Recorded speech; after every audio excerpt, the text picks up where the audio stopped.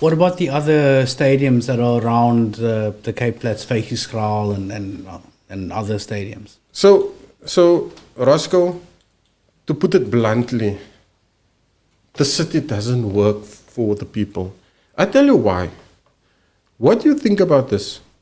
Veiligheidskraal Stadium, 6 months now ago, there was a storm and the wind blew the roof off.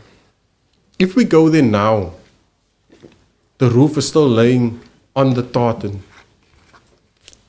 6 months and the city didn't do anything about it. So there's a clear lack of maintenance.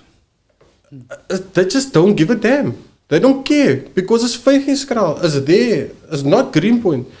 But had it been in Greenpoint, it would have been removed overnight. I promise you.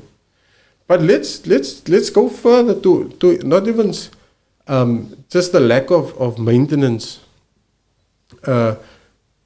What irritates me is that we have a mayor now that's talking about building a temporary roof at the cost of 30 million rand and something that they can put up in 2 to 3 months.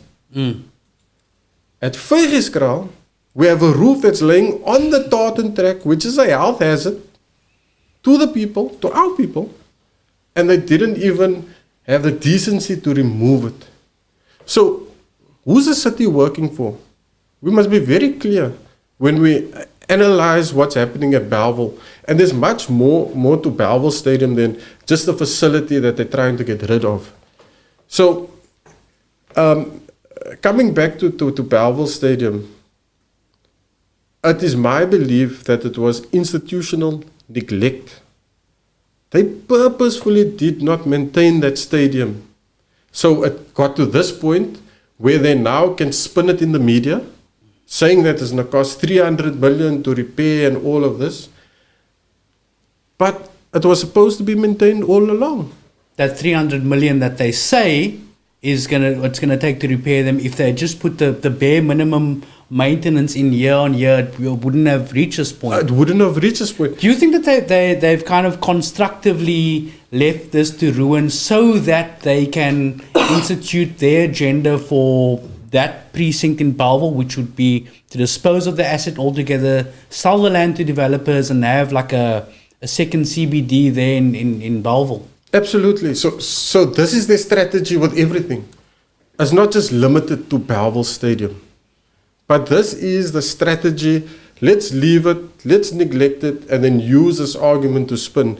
Keeping in mind where the politicians, the decision makers in this case, they don't use the ordinary facilities. They send their children to schools that have these facilities. So they're not bothered. They cannot relate to why this facility is important. Because if you go to one of these top schools, they have their own pavilion, they have lush grass, the activities continue as is. But let me say this to the public, for the public to think about this.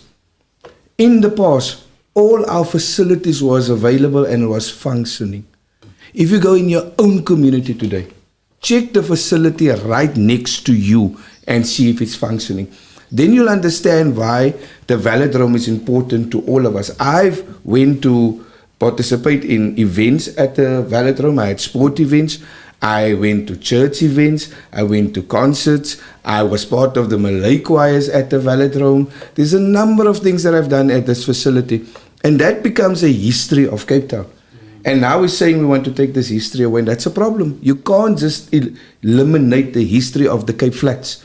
Because basically it's us that used to go there. That was the facility where we could go to, where we could enjoy ourselves, where we as the entire family could get together while the son is running or the daughter is running. The parent is up in the pavilion watching. The family is there. There was a unity of family. We've taken this away. We're intending to take this away from the communities. And that, if we start off with the velodrome, now I want to highlight something. I don't know what the purpose they're going to sell the velodrome. Let's say they sell the velodrome. We don't know whether the community is ever going to have access to that facility again. Even if they keep a track in there for cyclists. We don't know if the community is ever going to have access to it. And let me take you to the Cape Town Stadium, the DHL Stadium as we know it now. The stadium is functioning well. The mayor himself has said it is functioning extremely well, but the mayors came to the same council and said that they are making profit, but it's not coming to council. So somebody else is making profit out of a facility that belongs to the people. Because that's what we need to understand. The velodrome belongs to the people, as in every other facility within the city of Cape Town belongs to the people, because the residents own this, the ratepayers owns it. It's their money that's supposed to maintain these facilities.